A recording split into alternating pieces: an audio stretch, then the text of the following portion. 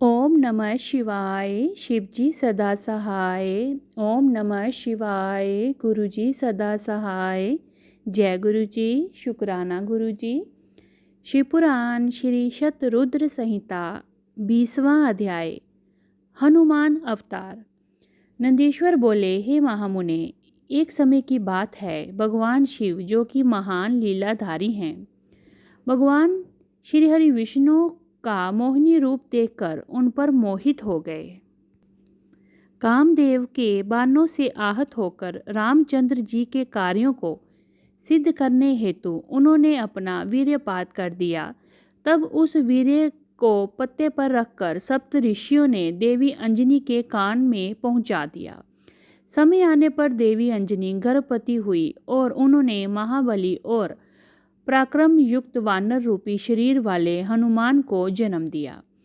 बाल्यकाल में हनुमान बड़े ही वीर व पराक्रमी थे और बहुत चंचल भी थे। बाल लीला में उन्होंने सूर्य को फल समझकर निगल लिया था और देवताओं की विनती पर उसे मुक्त किया। ये जानने के बाद कि भगवान शिव के अंश हनुमान जी ने जन्म लिया है, सबने उन्हें अनेक वरदान व आशीर्वाद प्रदान किए। सूर्यदेव की कृपा से उन्हें सारी विद्याएं प्राप्त हुईं। बालपन से ही हनुमान के हृदय में श्री राम का निवास था। भक्ति भावना से उनकी आराधना और सेवा करना ही उनका ध्येय था। उन्होंने श्री राम की सेवा हेतु अपना घर त्याग दिया। उनकी वानर राज सुग्रीव से भेंट ऋष्यमुख पर्वत पर हुई, जिनकी पत्नी का हरण उसके भाई बाली ने किया था और उसे अपने राज्य से निकाल दिया था। हनुमान भी सुग्रीव के साथी बनकर उनके साथ रहने लगे। जब रामचंद्र जी वनवास काट रहे थे और दुष्ट रावण ने उनकी पत्नी देवी जानकी का अपहरण कर लिया था, उस समय उनकी भेंट हनुमान से हुई थी। हनुमान ने अपने आराध्य श्री राम को पहचान लिया और उनके चरणों में अपना सर्वस्व समर्पित कर दिया। हनुमान और सुग्रीव से मित्रता हो जाने के पश्चात श्री राम ने सुग्रीव के बड़े भाई बाली, जिसने उनका राज्य और पत्नी दोनों को छीन लिया था, का वध कर सुग्रीव का राज्याभिषेक कराया। फिर सुग्रीव अपनी पूरी वानर सेना सहित श्री राम की पत्नी देवी सीता को ढूंढने के लिए निकल पड़े, परंतु कुछ पता ना चल सका।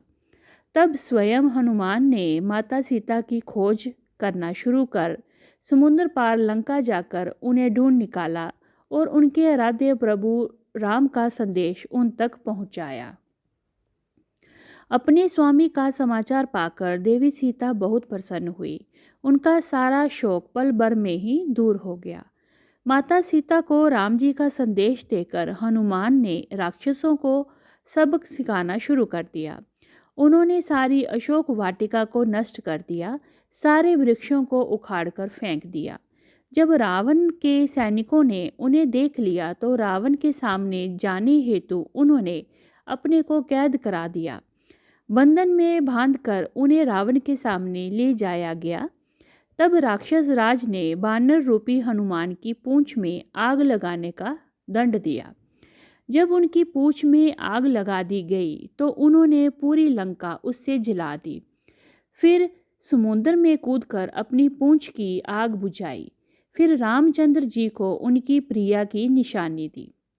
अपनी पत्नी का समाचार पाकर श्री राम बहुत प्रसन्न हुए और उन्होंने वानरों की सेना को साथ लेकर लंका पर चढ़ाई कर दी।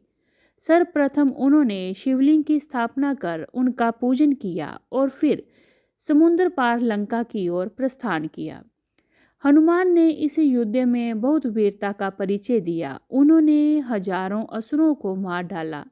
युद्ध में जब लक्ष्मण घायल होकर मूर्छित हो गए, तब उनकी प्राण रक्षा हेतु हनुमान संजीवनी बूटी लेकर आए और उन्हें जीवन प्रदान किया।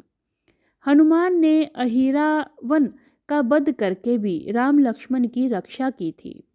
हनुमान में प्रत्येक शिव का अंश था और उन्होंने पग पग पर श्री राम की रक्षा एवं सहयोग देकर उनके कार्यों को सिद्ध किया। इति श्री 20वां अध्याय समाप्त। ओम नमः शिवाय। शिवजी सदा सहाय। ओम नमः शिवाय। गुरुजी सदा सहाय। जय गुरुजी। अनंतम अनंतम शुक्राना गुरुजी।